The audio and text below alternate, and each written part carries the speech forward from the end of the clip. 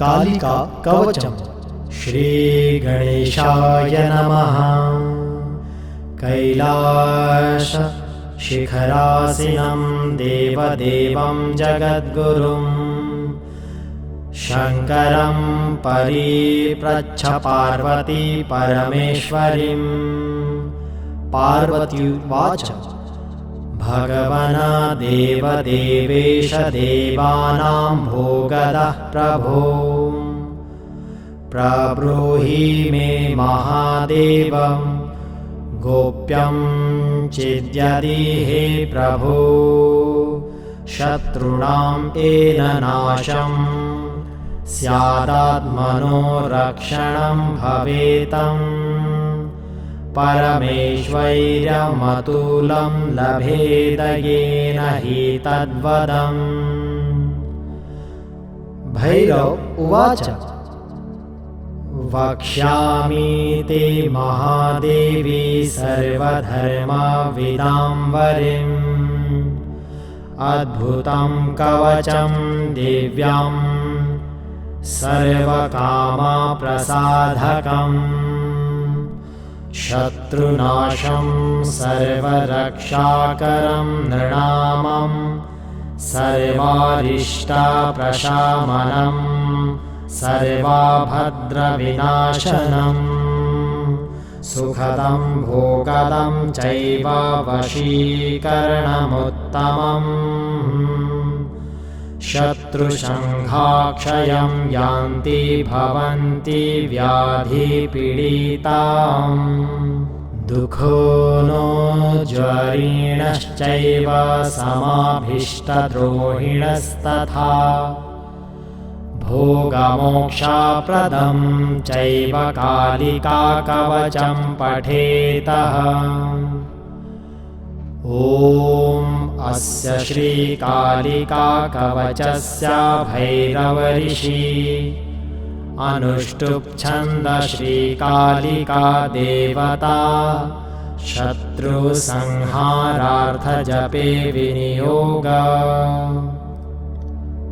ध्यानम्।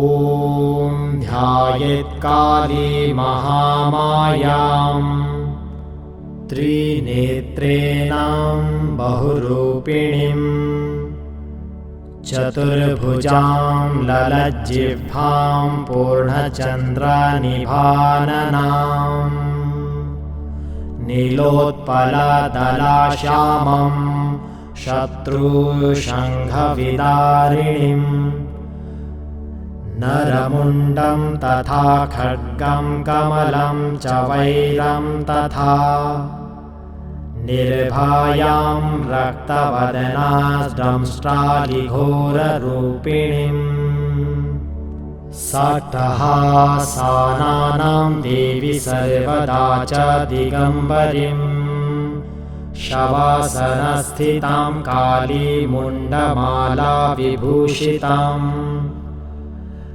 इति ध्यात्वा महाकाली ततस्तु कवचं पठेत। ॐ कालिका घोररूपा सर्वकामप्रदा शुभा सर्वदेवस्तुता देवी शत्रुनाशं करोतु मे। ॐ ह्रीं ह्रीं रूपिणी चैव ह्रां ह्रीं ह्रां रूपिणीं तथा ह्रां ह्रीं क्षौं क्षौं रूपा सा सदा शत्रून् विन्दारयेतम्। श्रीह्रीं ऐरूपिणी देवी भवबन्धविमोचिनीं हि रूपिणी महाकाली रक्षास्मान् देवी सर्वदा। यया शुम्भो हतो दैवै निशुम्भश्च महासुरा वैरिनाशाय वन्दे तां कालिका शङ्करप्रियाम्। ब्राह्मी शैवी वैष्णवी च वाराही नारसिंहिका कौमायन्द्री च चामुण्डा खादन्तु मम विदः विषम् सुरेश्वरी घोररूपा चण्डमुण्डविनाशिनी मुण्डमालावृताङ्गी च सर्वत्र पातु मां सदा। ह्रीं ह्रीं कालिके घोरे दंष्ट्रेव रुधिरप्रिये रुधिरापूर्वकर्त्रे च रुधिरेणावृत्तस्तानि। मम शत्रून् खाद्य खाद्य हिंस हिंस मारय मारय भिन्धि भिन्धि छिन्दि छिन्दि उच्चाटय उच्चाटय द्रावय द्रावय शोषय शोषय स्वाहा। ह्रां ह्रीं कालिकाय मदिशत्रून् समर्पयामि स्वाहा।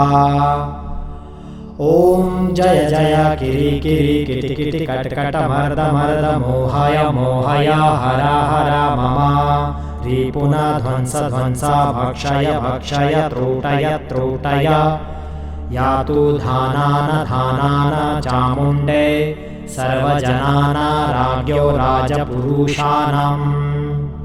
स्त्रियो मम व्यश्चान कुरु कुरु तनु तनु धान्यं धन्यम्। मेष्वान गजान रतानि दिव्यकामिनि पुत्रान् राजः श्रियम्। देहि यच्छ क्षां क्षीं क्षूं क्षैं क्षौं क्षः स्वाहा। इत्येतत्कवचं दिव्यं कथितं शम्भुना पुरा य पठन्ति सदा तेषां ध्रुवं नशन्ति शत्रवः। वैरिणप्रलयं यान्ति व्याधिता या भवन्ति बलहीना पुत्रहीना शत्रवस्तस्या सर्वदा। सहस्रपठनात् सिद्धि कवचस्य भवेत्तदा तत्कार्याणि च सिद्ध्यन्ति तथा शङ्करभाषितम्। शमशानाङ्गारमादाय चूर्ण कृत्वा प्रतन्नत पादोदकेन पिष्टवा तल्लीखेलोहशलायक। भूमौ शत्रुना हिनरूपानुत्तराशीरस्ततः हस्तं दत्त्वा तु हृदये कवचं तु स्वरं पठेत। शत्रो प्राणप्रियष्ठां तु कुर्यामन्त्रेण मन्त्रविताम्। हन्यादस्त्रं प्रहारेण शत्रो गच्छ यमक्ष यमक्ष ज्वालदङ्गारतापेन भवन्ति ज्वलिता भृशम्। प्रोञ्छ नैवामपादेन दरिद्रो भवति ध्रुवम् वैरिनाशकरम्। प्रोक्तं कवचं वैशकारकं परमैश्वर्येन्द्रं चैव पुत्रपौत्रादिवृद्धिं प्रभातसमये चैव पूजाकाले च यत्नत सायङ्काले तथा। पाठात् सर्वसिद्धिर्भवेद ध्रुवम्। शत्रुरुच्चाटनं याति देवाद्वा विच्युतो भवेतः। पश्चात् किङ्करतामेति सत्यं सत्यं न संशयम्। शत्रुनाशकरे देवी सर्वसम्पत्करे शुभे सर्वदेवस्तुते देवी कालिके त्वां नामाम्यहम्। इति श्रीरुद्रयामले कालिकाकल्पे कालिकाकवचं सम्पूर्णम्। कालिका कवचम्। श्रीगणेशाय नमः। कैलास शिखरासीनं देवदेवं जगद्गुरुं शङ्करं परिप्रच्छ पार्वती परमेश्वरीं। पार्वत्युवाच भगवन् देवदेवेश देवानां भोगदः प्रभो प्रब्रूहि मे महादेव गोप्यं चिद्यदि हे प्रभो शत्रूणां येन नाशं स्यादात्मनो रक्षणं भवेतं परमेश्वैर्यमतुलं लभेद येन हि तद्वदम्।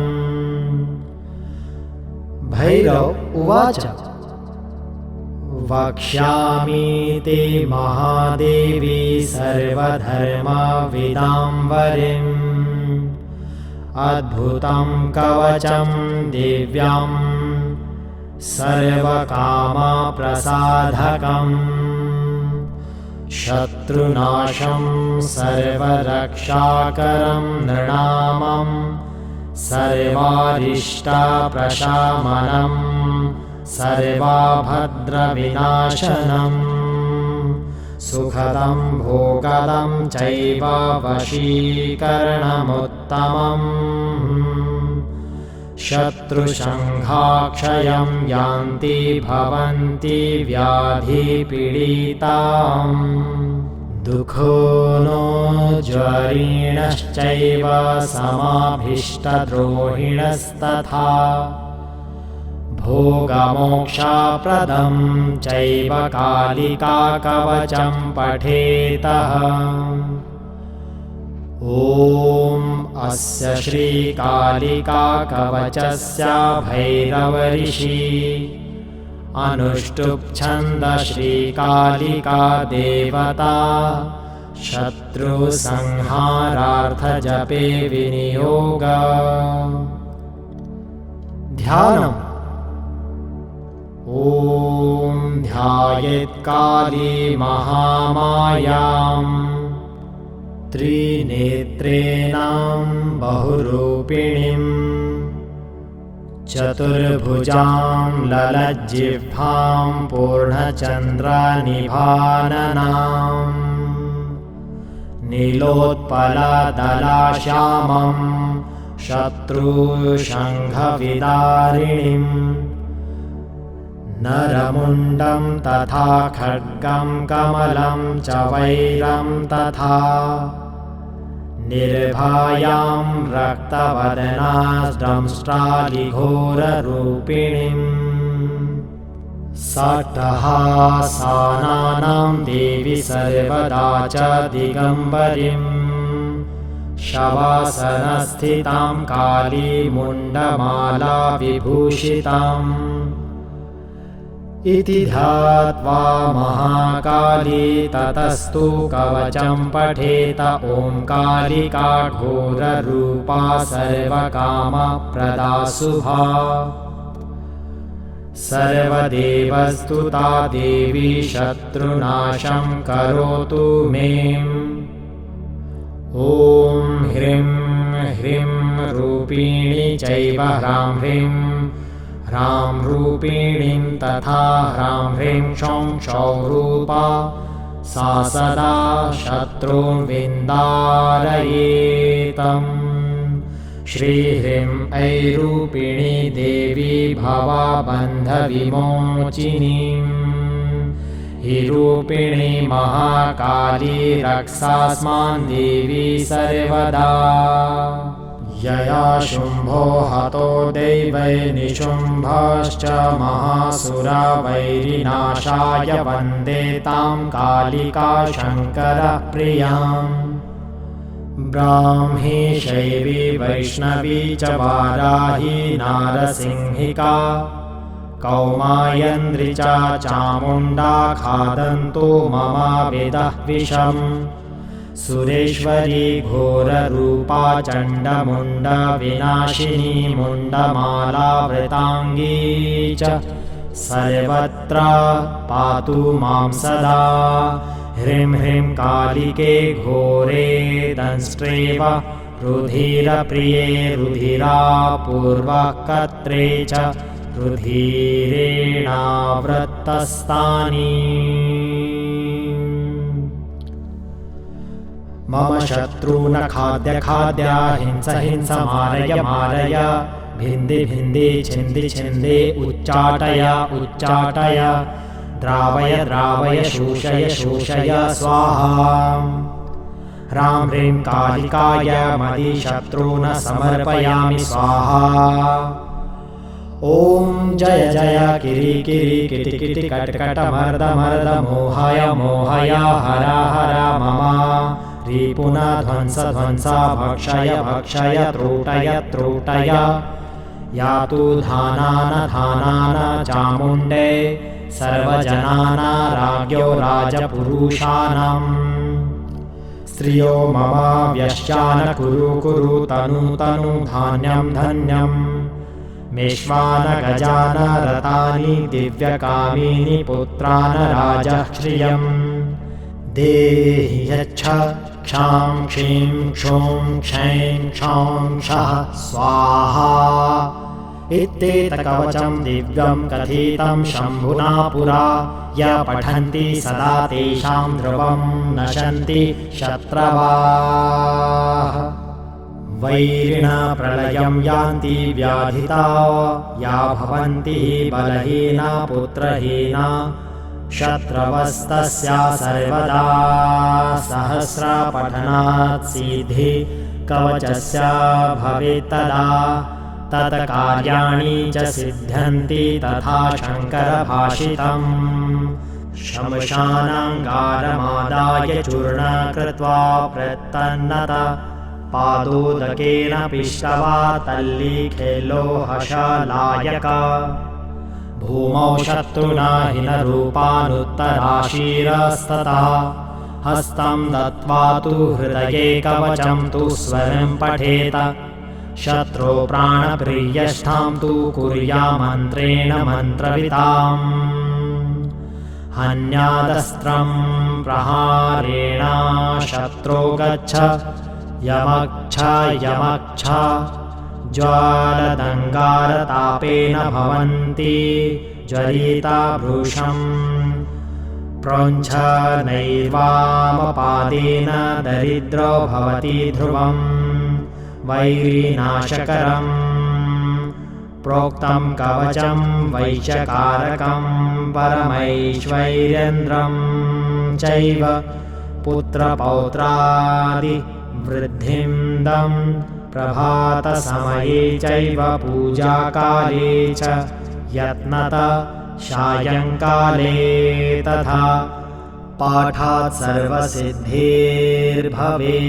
ध्रुवम् शत्रुरुच्चाटनं याति देवाद्वा विच्युतो भवेतः पश्चात् किङ्करतामेति सत्यं सत्यं न संशयम् शत्रुनाशकरे देवी सर्वसम्पत्करे शुभे सर्वदेवस्तुते देवी कालिके त्वां नामाम्यहम् इति श्रीरुद्रयामले कालिकाकल्पे कालिकाकवचं सम्पूर्णम्।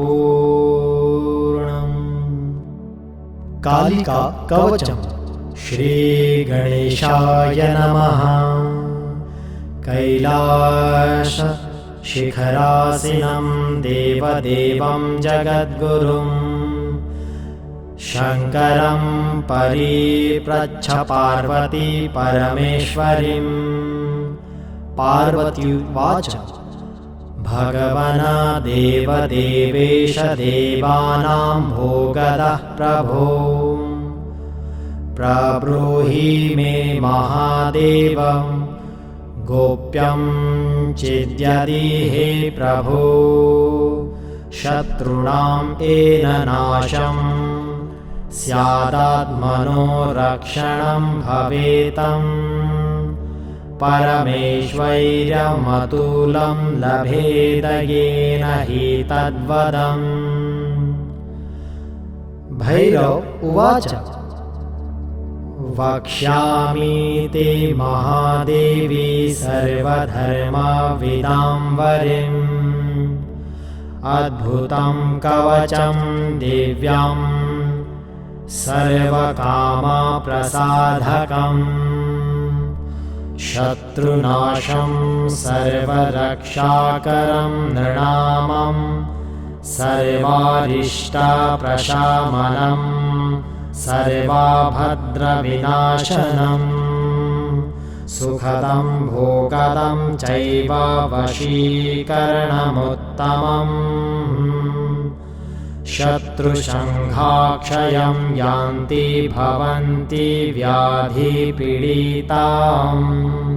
दुःखो नो ज्वरीणश्चैव समाभीष्टद्रोहिणस्तथा भोगमोक्षप्रदं चैव कालिकाकवचं पठेतः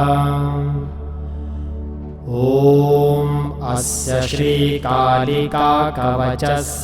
भैरवऋषि अनुष्टुप् श्रीकालिका देवता शत्रुसंहारार्थजपे विनियोग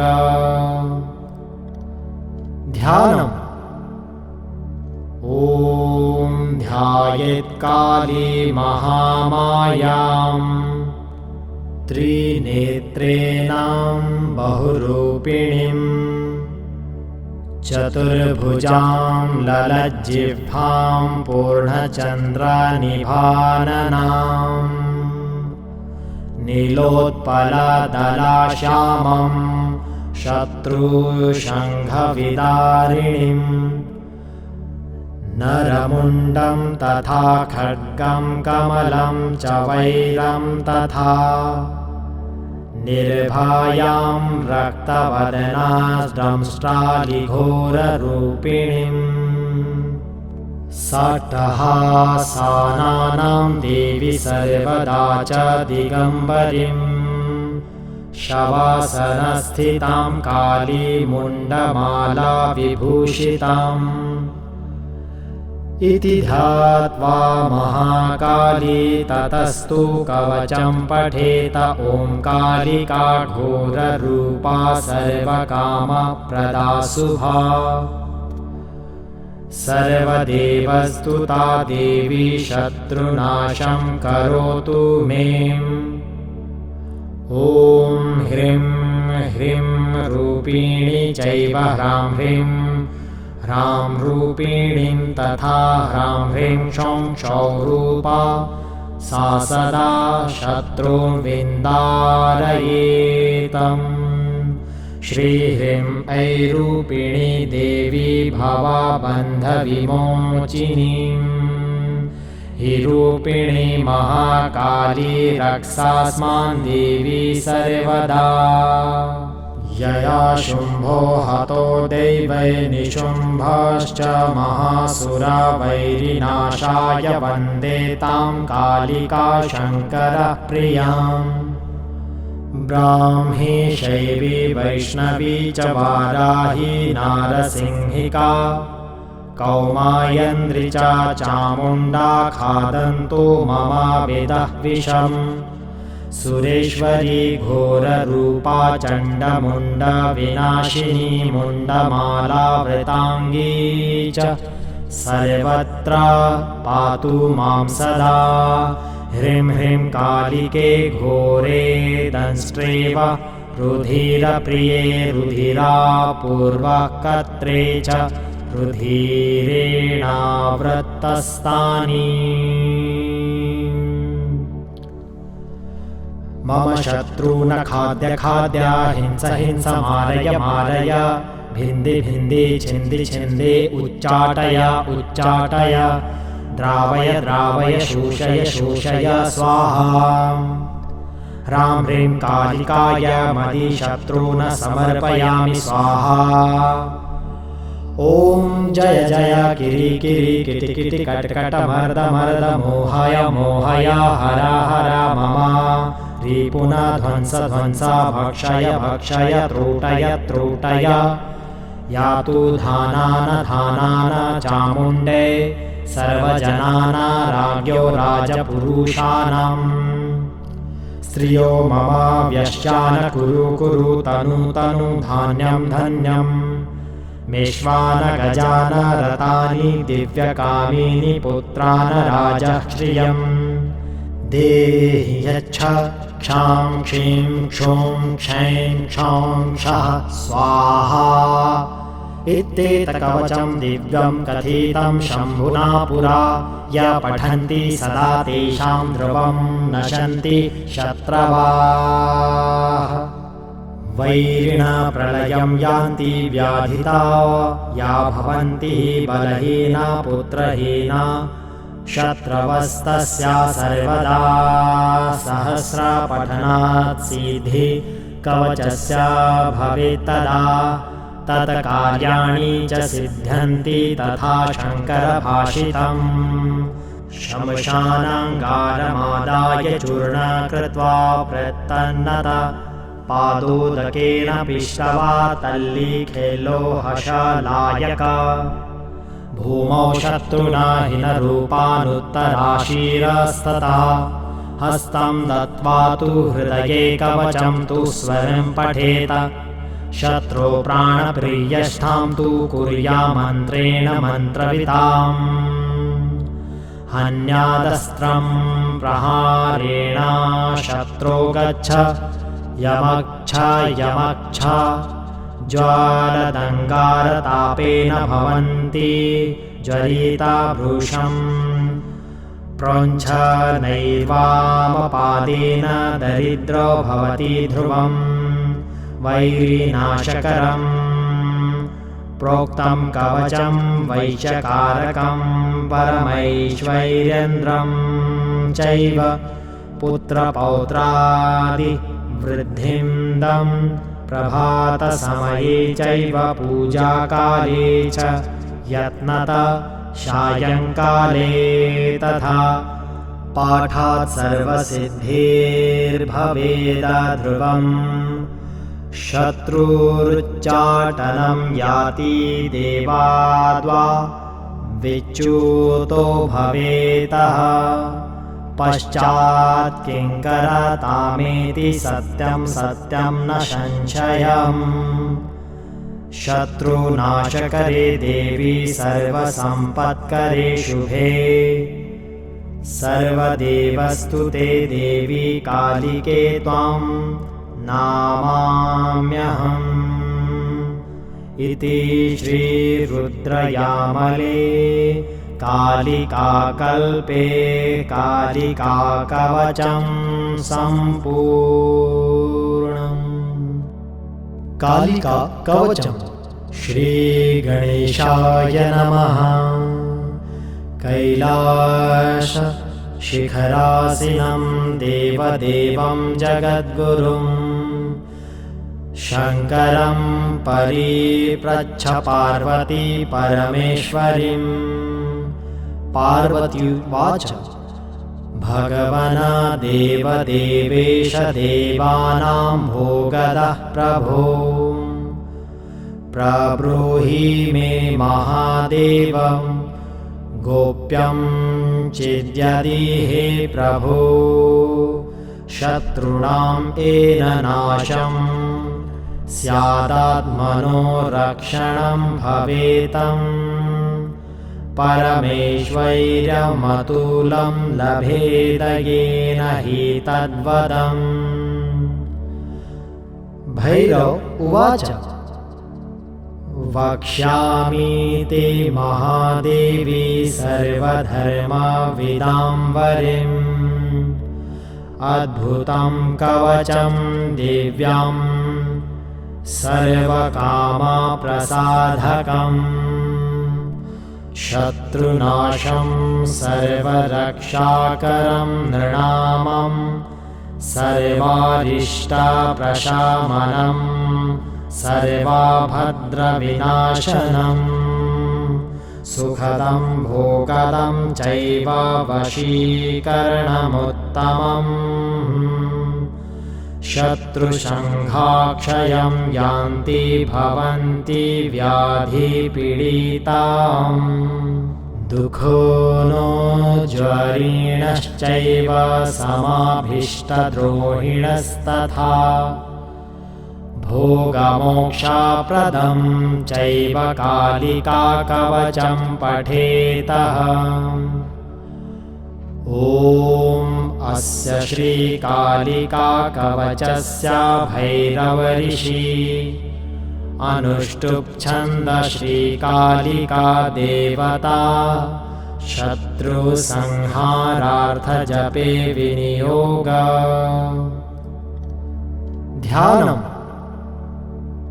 ॐ ध्यायेत्काली महामायां त्रिनेत्रेणां बहुरूपिणीं चतुर्भुजां ललज्जिह्वां पूर्णचन्द्रनिभाननां नीलोत्पलदलाश्यामं शत्रुशङ्खविदारिणीं नरमुण्डं तथा खड्गं कमलं च वैरं तथा निर्भायां रक्तवदनाद्रंष्ट्रालिघोररूपिणीं सट्टहासानां देवी सर्वदा च दिगम्बरीं शवासनस्थितां कालीमुण्डमाला विभूषिताम् इति ध्यात्वा महाकाली ततस्तु कवचं पठेत। ॐ कालिका घोररूपा सर्वकामप्रदा शुभा सर्वदेवस्तुता देवी शत्रुनाशं करोतु मे। ॐ ह्रीं ह्रीं रूपिणी चैव ह्रां ह्रीं ह्रां रूपिणीं तथा ह्रां ह्रीं क्षौं क्षौं रूपा सा सदा शत्रून् विन्दारयेतम्। श्रीह्रीं ऐरूपिणी देवी भवबन्धविमोचिनीं हि रूपिणी महाकाली रक्षास्मान् देवी सर्वदा। यया शुम्भो हतो दैवै निशुम्भश्च महासुरा वैरिनाशाय वन्दे तां कालिका शङ्करप्रियाम्। ब्राह्मी शैवी वैष्णवी च वाराही नारसिंहिका कौमायन्द्री च चामुण्डा खादन्तु मम वेदः विषम्। सुरेश्वरी घोररूपा चण्डमुण्डविनाशिनी मुण्डमालावृताङ्गी च सर्वत्र पातु मां सदा। ह्रीं ह्रीं कालिके घोरे दंष्ट्रेव रुधिरप्रिये रुधिरापूर्वकर्त्रे च रुधिरेणावृत्तस्तानि। मम शत्रून् खाद्य खाद्य हिंस हिंस मारय मारय भिन्धि भिन्धि छिन्दि छिन्दि उच्चाटय उच्चाटय द्रावय द्रावय शोषय शोषय स्वाहा। ह्रां ह्रीं कालिकाय मदिशत्रून् समर्पयामि स्वाहा। ॐ जय जय किरि किरि किटि किटि कट कट मर्द मर्द मोहय मोहय हर हर मम रिपुन ध्वंस ध्वंस भक्षय भक्षय त्रूटय त्रूटय यातु धानान धानान चामुण्डे सर्वजनाना राज्ञो राजपुरुषाणाम्। स्त्रियो मम व्यश्चान कुरु कुरु तनु तनु धान्यं धन्यम्। मेष्वान गजान रतानि दिव्यकामिनि पुत्रान् राजश्रियम्। देहि यच्छ क्षां क्षीं क्षूं क्षैं क्षौं क्षः स्वाहा। इत्येतत्कवचं दिव्यं कथितं शम्भुना पुरा य पठन्ति सदा तेषां ध्रुवं नशन्ति शत्रवः। वैरिणा प्रलयं यान्ति व्याधिता या भवन्ति बलहीना पुत्रहीना शत्रवस्तस्या सर्वदा। सहस्रपठनात् सिद्धि कवचस्य भवेत्तदा तत्कार्याणि च सिद्ध्यन्ति तथा शङ्करभाषितम्। शमशानाङ्गारमादाय चूर्ण कृत्वा प्रतन्नत पादोदकेन पिष्टवा तल्लीखेल्लोहशलायक भूमौ शत्रुना हिनरूपानुत्तराशीरस्तथा हस्तं दत्त्वा तु हृदये कवचं तु स्वयं पठेत शत्रो प्राणप्रियष्ठां तु कुर्यामन्त्रेण मन्त्रविताम् हन्यादस्त्रं प्रहारेण शत्रो गच्छ यमक्ष यमक्ष ज्वालदङ्गारतापेन भवन्ति ज्वलिता भृशम् प्रोञ्छ नैर्वामपादेन दरिद्रो भवति ध्रुवम् वैरिनाशकरम् प्रोक्तं कवचं वैशकारकं परमैश्वर्येन्द्रं चैव पुत्रपौत्रादिवृद्धिं प्रभातसमये चैव पूजाकाले च यत्नत सायङ्काले तथा पाठात् सर्वसिद्धिर्भवेद ध्रुवम् शत्रुरुच्चाटनं याति देवाद्वा विच्युतो भवेतः पश्चात् किङ्करतामेति सत्यं सत्यं न संशयम् शत्रुनाशकरे देवी सर्वसम्पत्करे शुभे सर्वदेवस्तुते देवी कालिके त्वां नामाम्यहम् इति श्रीरुद्रयामले कालिकाकल्पे कालिकाकवचं सम्पूर्णम्। कालिका कवचम्। श्रीगणेशाय नमः। कैलास शिखरासीनं देवदेवं जगद्गुरुं शङ्करं परिप्रच्छ पार्वती परमेश्वरीं। पार्वत्युवाच भगवन् देवदेवेश देवानां भोगदः प्रभो प्रब्रूहि मे महादेव गोप्यं चिद्यदि हे प्रभो शत्रूणां येन नाशं स्यादात्मनो रक्षणं भवेतं परमेश्वर्यमतुलं लभेद येन हि तद्वदम्। भैरव उवाच वक्ष्यामि ते महादेवी सर्वधर्मविदाम्बरीम् अद्भुतं कवचं दिव्यं सर्वकामप्रसाधकम् शत्रुनाशं सर्वरक्षाकरं नृणामं सर्वारिष्टप्रशमनम् सर्वाभद्रविनाशनम् सुखदं भोगदं चैव वशीकरणमुत्तमम् शत्रुसंहाक्षयं यान्ति भवन्ति व्याधिपीडिताम्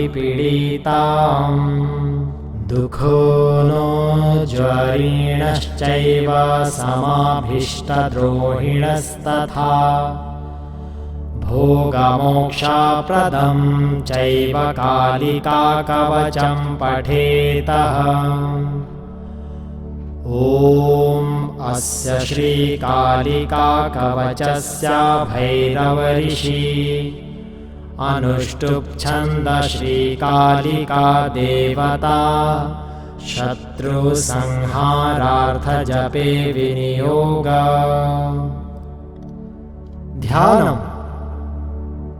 ॐ ध्यायेत्काली महामायां त्रिनेत्रेणां बहुरूपिणीं चतुर्भुजां ललज्जिह्वां पूर्णचन्द्रनिभाननां नीलोत्पलदलाश्यामं शत्रुशङ्खविदारिणीम् नरमुण्डं तथा खड्गं कमलं च वैरं तथा निर्भायां रक्तवदनास्त्रंष्ट्रालिघोररूपिणीम् सट्टहासानां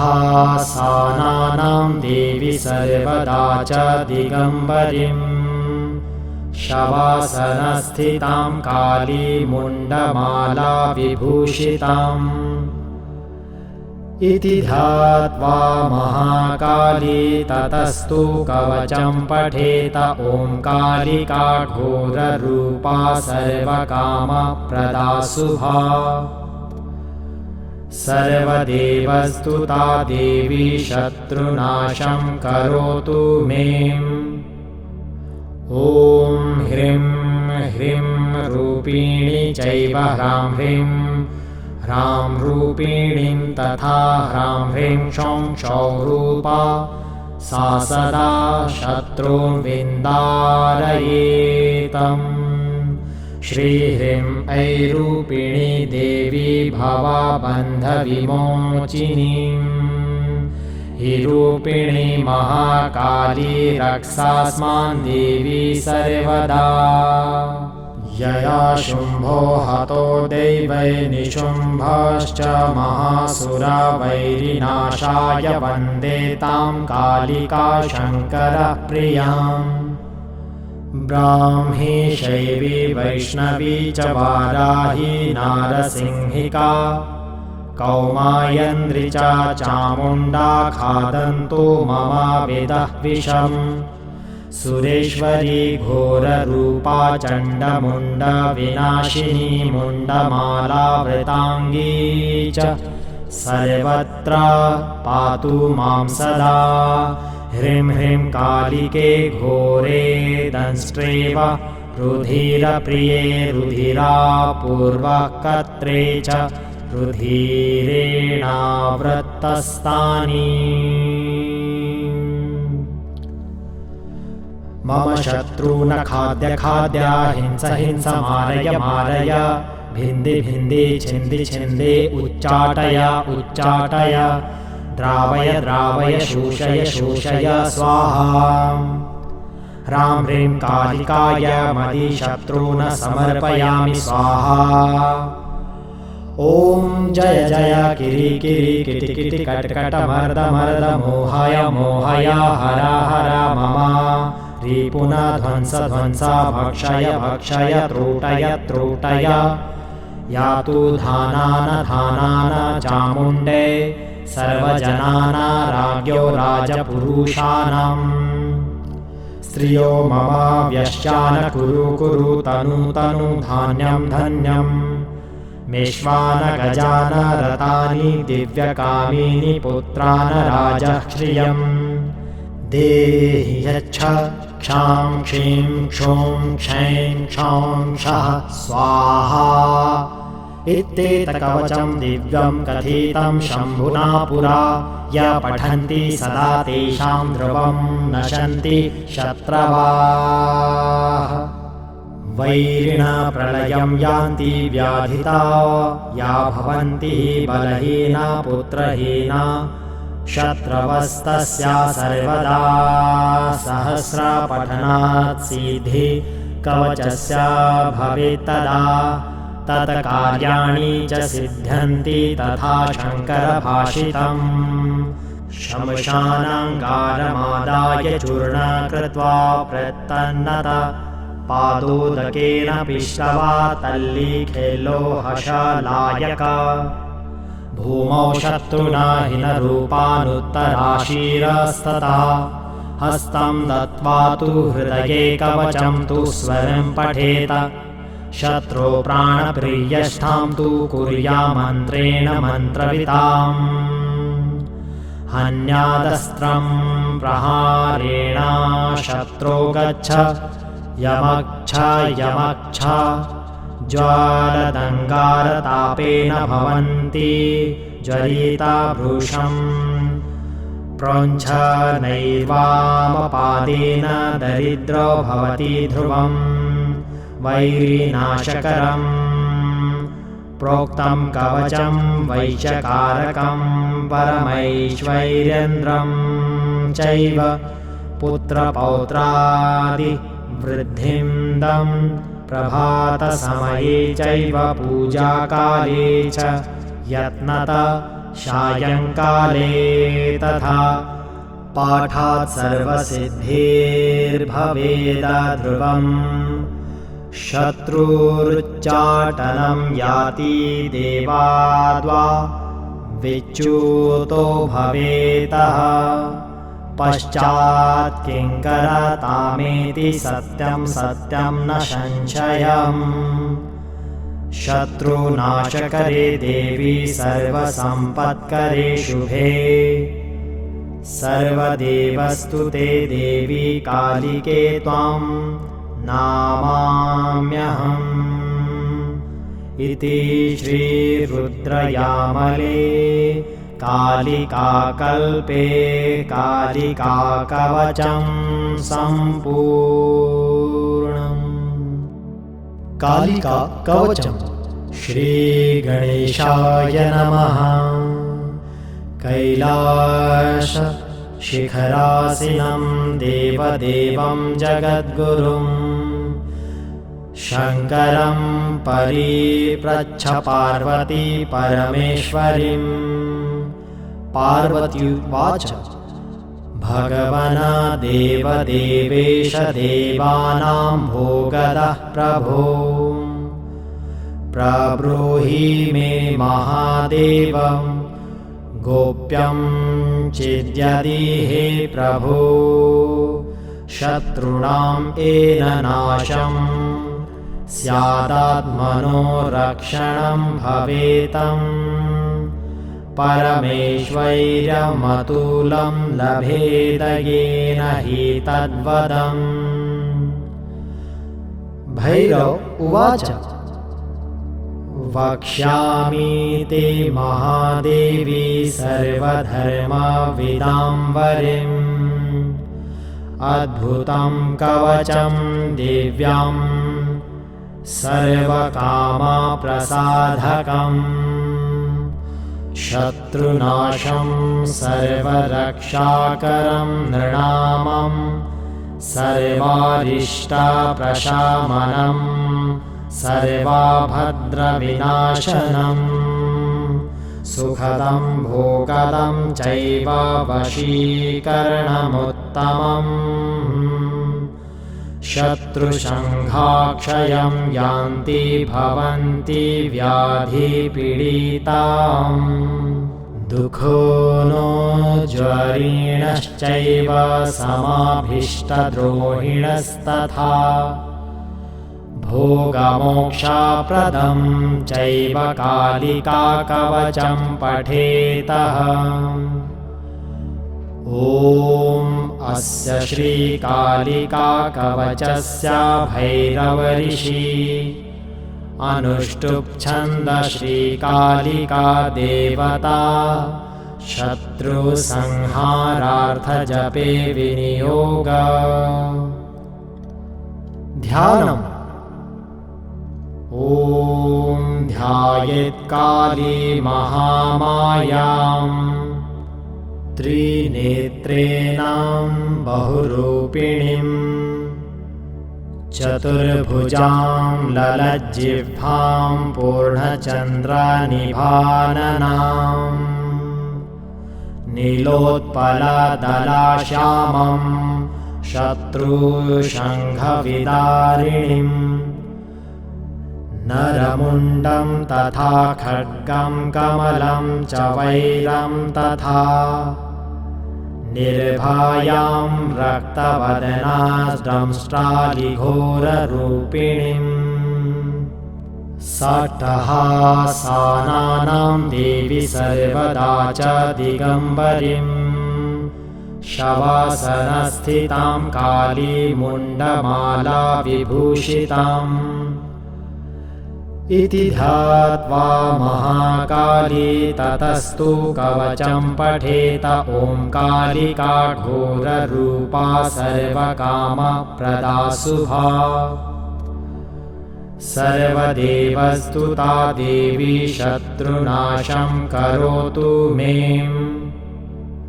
ॐ ह्रीं ह्रीं रूपिणी चैव ह्रां रूपिणीं तथा ह्रां ह्रीं क्षौं क्षौं रूपा सा सदा शत्रून् विन्दारयेतम्। श्रीह्रीं ऐरूपिणी देवी भवबन्धविमोचिनीं हि रूपिणी महाकाली रक्षास्मान् देवी सर्वदा। यया शुम्भो हतो दैवै निशुम्भश्च महासुरा वैरिनाशाय वन्दे तां कालिका शङ्करप्रियाम्। ब्राह्मी शैवी वैष्णवी च वाराही नारसिंहिका कौमायन्द्री च चामुण्डा खादन्तु मम वेदः विषम्। सुरेश्वरी घोररूपा चण्डमुण्डविनाशिनी मुण्डमालावृताङ्गी च सर्वत्र पातु मां सदा। ह्रीं ह्रीं कालिके घोरे दंष्ट्रेव रुधिरप्रिये रुधिरापूर्वकर्त्रे च रुधिरेणावृतस्तानि। मम शत्रून् खाद्य खाद्य हिंस हिंस मारय मारय भिन्धि भिन्धि छिन्दि छिन्दि उच्चाटय उच्चाटय द्रावय द्रावय शोषय शोषय स्वाहा। ह्रां ह्रीं कालिकाय मदिशत्रून् समर्पयामि स्वाहा। ॐ जय जय किरि किरि किटि किटि कट कट मर्द मर्द मोहय मोहय हर हर मम रिपुन ध्वंस ध्वंस भक्षय भक्षय त्रोटय त्रोटय यातु धानान धानान चामुण्डे सर्वजनाना राज्ञो राजपुरुषाणाम्। स्त्रियो मम व्यश्चान कुरु कुरु तनु तनु धान्यं धन्यम्। मेष्वान गजान रतानि दिव्यकामिनि पुत्रान् राजः श्रियम्। देहि यच्छ क्षां क्षीं क्षूं क्षैं क्षौं क्षः स्वाहा। इत्येतत्कवचं दिव्यं कथितं शम्भुना पुरा य पठन्ति सदा तेषां ध्रुवं नशन्ति शत्रवः। वैरिणा प्रलयं यान्ति व्याधिता या भवन्ति बलहीना पुत्रहीना शत्रवस्तस्या सर्वदा।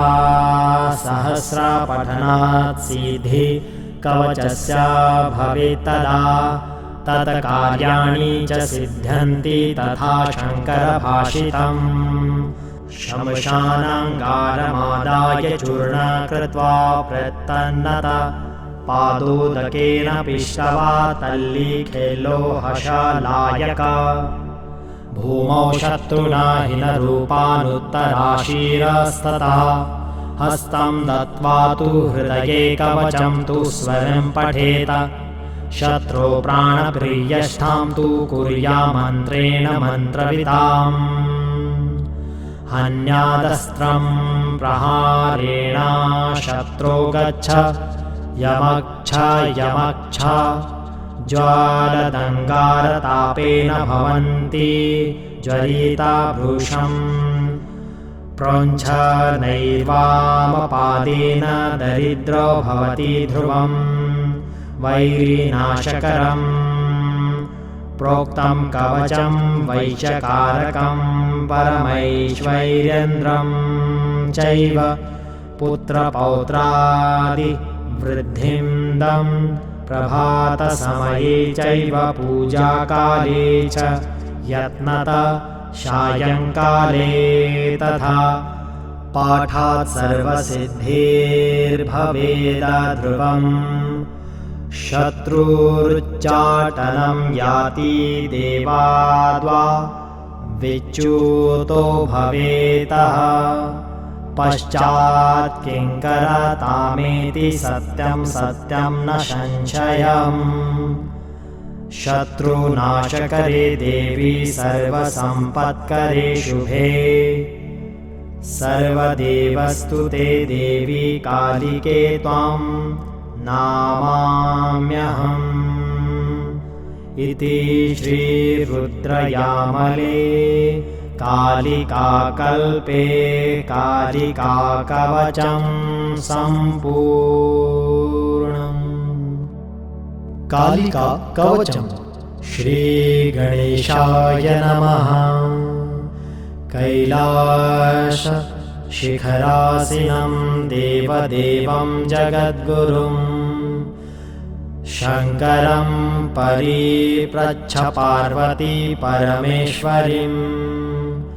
पार्वत्युवाच भगवन् देवदेवेश देवानां भोगदः प्रभो प्रब्रूहि मे महादेव गोप्यं चिद्यदि हे प्रभो शत्रूणां येन नाशं स्यादात्मनो रक्षणं भवेतं परमेश्वैर्यमतुलं लभेद येन हि तद्वदम्। भैरव उवाच वक्ष्यामि ते महादेवी सर्वधर्मविदाम्बरीम् अद्भुतं कवचं दिव्यां सर्वकामप्रसाधकम् शत्रुनाशं सर्वरक्षाकरं नृणामं सर्वारिष्टप्रशमनं सर्वभद्रविनाशनं सुखदं भोगदं चैव वशीकरणमुत्तमम् शत्रुसंहाक्षयं यान्ति भवन्ति व्याधिपीडिताम् दुःखो नो ज्वरीणश्चैव समाभीष्टद्रोहिणस्तथा भोगमोक्षप्रदं चैव कालिकाकवचं पठेतः। ॐ अस्य श्रीकालिकाकवचस्य भैरवऋषि अनुष्टुप् श्रीकालिका देवता शत्रुसंहारार्थजपे विनियोग। ध्यानम्।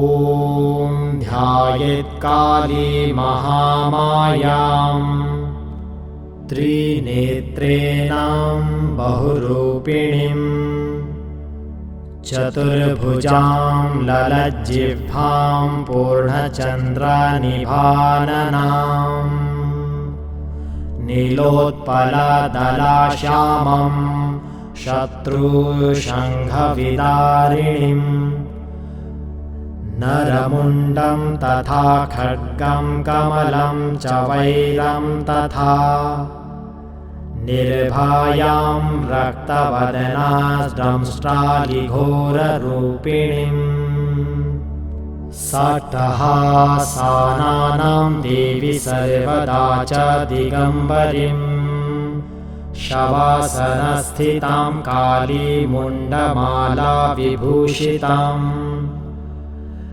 इति ध्यात्वा महाकाली ततस्तु कवचं पठेत। ॐ कालिका घोररूपा सर्वकामप्रदा शुभा सर्वदेवस्तुता देवी शत्रुनाशं करोतु मे। ॐ ह्रीं ह्रीं रूपिणी चैव ह्रां ह्रीं ह्रां रूपिणीं तथा ह्रां ह्रीं क्षौं क्षौं रूपा सा सदा शत्रून् विन्दारयेतम्। श्रीह्रीं ऐरूपिणी देवी भवबन्धविमोचिनीं हि रूपिणी महाकाली रक्षास्मान् देवी सर्वदा।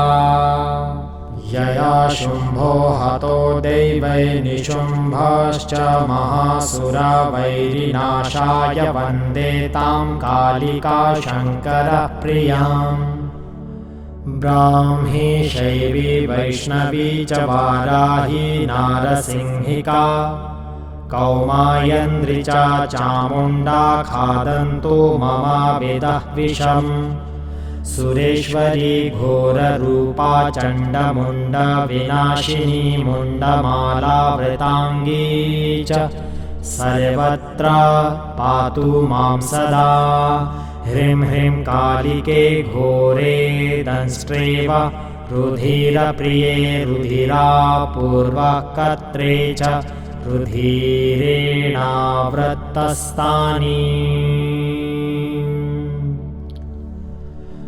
मम शत्रून् खाद्य खाद्य हिंस हिंस मारय मारय भिन्धि भिन्धि छिन्दि छिन्दि उच्चाटय उच्चाटय द्रावय द्रावय शोषय शोषय स्वाहा ह्रां ह्रीं कालिकाय मदिशत्रून् समर्पयामि स्वाहा ॐ जय जय किरि किरि किटि किटि कट कट मर्द मर्द मोहय मोहय हर हर मम रिपुन ध्वंस ध्वंस भक्षय भक्षय त्रोटय त्रोटय यातु धानान धानान चामुण्डे सर्वजनाना राज्ञो राजपुरुषाणाम् स्त्रियो मम व्यश्चान कुरु कुरु तनु तनु धान्यं धन्यम् मेष्वान गजान रतानि दिव्यकामीनि पुत्रान् राजः श्रियम् देहि यच्छ क्षां क्षीं क्षूं क्षैं क्षौं क्षः स्वाहा इत्येतत्कवचं दिव्यं कथितं शम्भुना पुरा य पठन्ति सदा तेषां ध्रुवं नशन्ति शत्रवः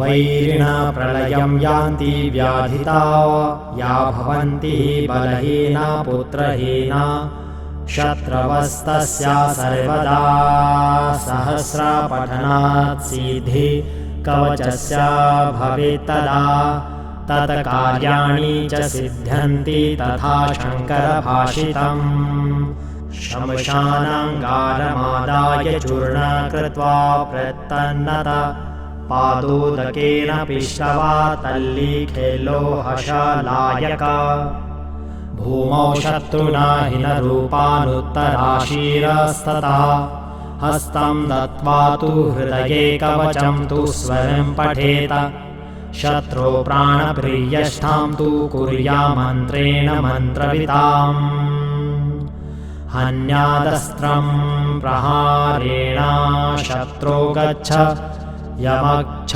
यमक्ष ज्वालदङ्गारतापेन भवन्ति ज्वलिता भृशम् प्रोञ्छ नैवामपादेन दरिद्रो भवति ध्रुवम् वैरिनाशकरम् प्रोक्तं कवचं वैश्यकारकं परमैश्वर्येन्द्रं चैव पुत्रपौत्रादि वृद्धिन्दं प्रभातसमये चैव पूजाकाले च यत्नत सायङ्काले तथा पाठात् सर्वसिद्धिर्भवेद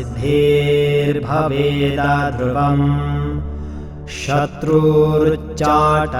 याति देवाद्वा विच्युतो भवेतः पश्चात् किङ्करतामेति सत्यं सत्यं न संशयम् शत्रुनाशकरे देवी सर्वसम्पत्करे शुभे सर्वदेवस्तुते देवी कालिके त्वां नामाम्यहम् इति श्रीरुद्रयामले कालिकाकल्पे कालिकाकवचं सम्पूर्णम्।